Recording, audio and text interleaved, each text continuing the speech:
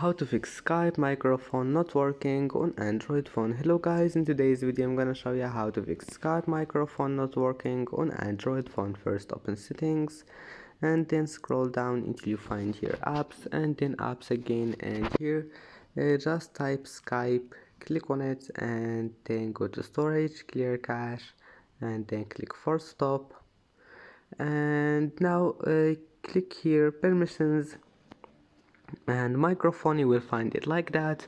Just click allow, and now just go back and disable draw over other apps, and also disable write system settings, and that's it. Now just go back and try again and your problem must be fixed. And that's it for today's video. If you like this video, please don't forget to like and subscribe, and thank you for watching this video until the end, and see you in the next video.